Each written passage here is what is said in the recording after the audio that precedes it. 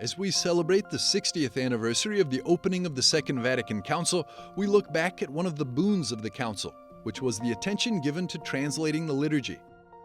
Father Daniel McCarthy is a monk of St. Benedict's Abbey in Atchison, Kansas, who teaches liturgy at the Pontifical Liturgical Institute, housed at Sant'Anselmo in Rome. We spoke to him on the importance of the Council's focus on translating the liturgy. Father Daniel McCarthy, thank you so much for having us today and being willing to talk to us. Thank you, Benjamin. I'm glad to be with you, chat with you.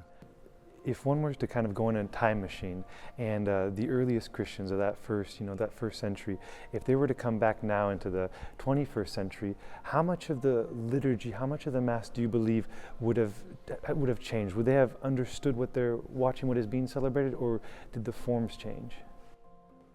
Well, it's good that you asked me this here in Rome, because you can go over to the Caelian Hill, to the Basilica of John and Paul, and now you can go into the basement entry into that basilica, and you're walking into the first century house that some Christians owned, and they gathered people there to celebrate the breaking of the bread in their home.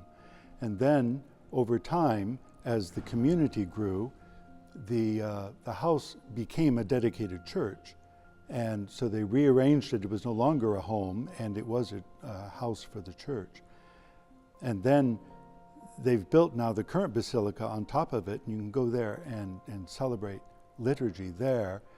So people from the first century will recognize their homes. They may recognize the very place where they have celebrated liturgy. And then they'll see all the changes that have happened since then, and how rich it's all become. The Pope Gregory the Great, his home was right across the street from there, and you can go, it's now a monastery there and basilica, and presumably he went to that same church. So there's this beautiful continuity over the centuries. Could you talk about the importance of teaching Latin? You're going to make me cry, though, because it touches me so deeply. I arrived in Rome in 1999, and Father Reginald Foster, the Discalced Carmelite, who wrote the Latin documents for 4 popes, he was still teaching at the Gregorian University, and I studied from him. And I worked with him for decades. And toward the end of his life, we started writing his method of teaching Latin together. He passed away just so recently, a year and a half ago.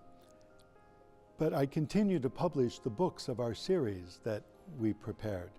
And I teach using his method here.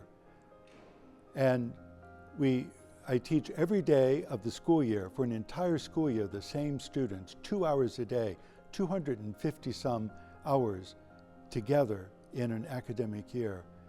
And I bring students from the very first day of Latin to really top level reading Latin. And now my students, when they start studying liturgy properly the next year, they're ready with their Latin. And they're ready to dedicate themselves to research in Latin text, in the history of liturgy, so that they can make their own contribution for the church. And Father, my last question is, so this year we're celebrating the 60th anniversary of the opening of the Second Vatican Council, and one of the beautiful aspects of that council was that, from what I've read, I mean, of course I wasn't there when it was opened, but that there was a lot more preaching coming from Scripture. Could you speak a little bit about that importance and maybe how that shaped, your priesthood and your life as well? The gift of God is primary, and it's given not only in the Eucharist, but also in the Scripture. And Christ is really present when the Scripture is proclaimed. Pope Paul VI then said after that even in the homily, Christ is really present when Christ's presence is revealed through reflection on the Scripture. The thing I wanted to say was, after the Council, a lot of attention was given to translating the liturgy into the vernacular and implementing, teaching people how to celebrate the renewed liturgy. Father Daniel McCarthy, thank you so much. Benjamin, thank you. I really enjoyed chatting with you today.